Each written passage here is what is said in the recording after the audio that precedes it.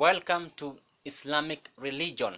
Some mosques were separated into two floors, lower stairs and upper stairs. Upper stairs were meant for women, while lower stairs were meant for men, or vice versa. We separated entrance and exit purposely to avoid socializations from common services such as Jumuiya or Isha. Women were allowed to move in first from separated entrance and second out after men had left from separated exit to avoid contacts during and after prayers.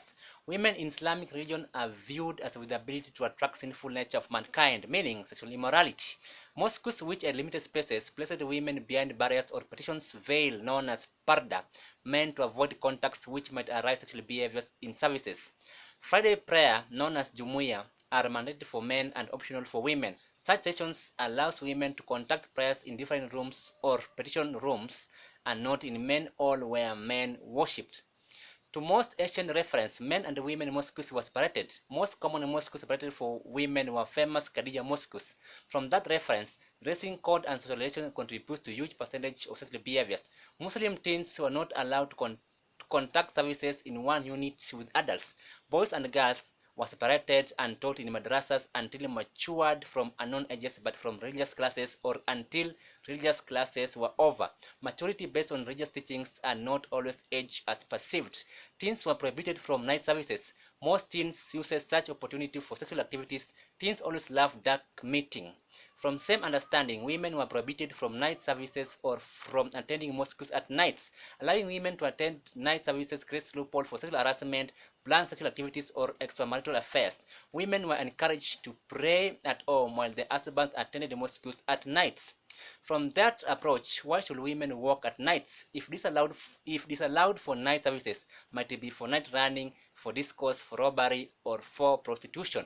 Sexual behaviors and darkness are inseparable. Religious women, or rather ethical-minded women, should be at home before 6 past evening. Nights are always the best moment for evil to flourish. Sexual relations are mostly done inside blankets with lights off. From that approach, sweet romance is covered by darkness. Islamic dressing code is always based on Arabic culture introduced by Sharia law. Men wear white or brown kanzus depending on ages or religious teachings.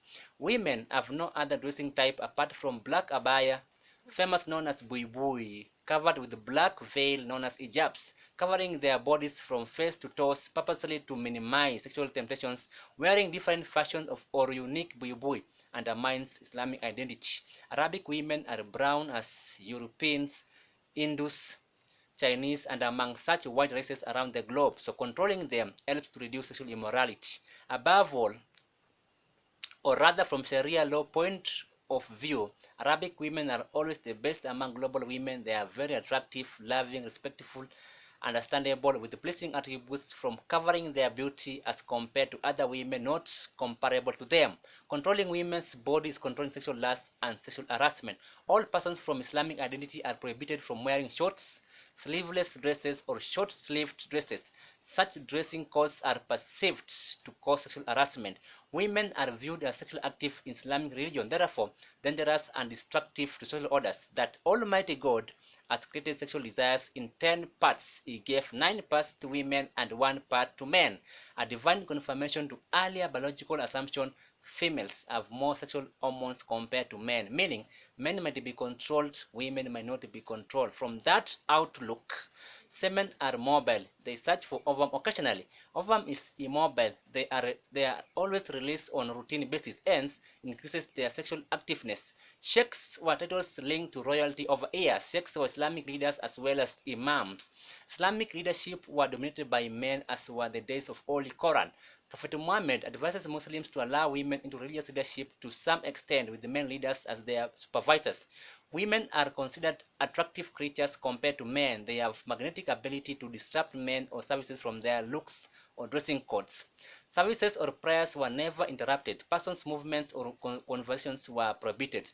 Total concentrations were allowed in holy services. Images, pictures, or videos were prohibited from mosques as to focus on Quranic teachings.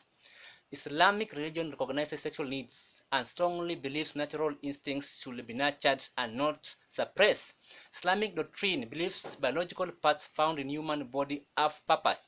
They have not been created to be useless. If so, Allah could have not created them. Sexual organs to be used for enjoyments or to neutralize sexual feelings from opposite genders as well as procreation. Common family planning methods were al-azal, known as coitus interruptus, might depend on man's experience. Fast sexual activity might fail from its or libido. Huge percentage of fast sexual activities always attracts uncontrollable ejaculations and conceptions. Penile withdrawal doesn't work for young men or virgins. From Islamic understanding, non-Islamic texts has equalized sexual unions to evil origin. Thanks for listening. Until next episode, always a man's kid and the monitoring pregnancy.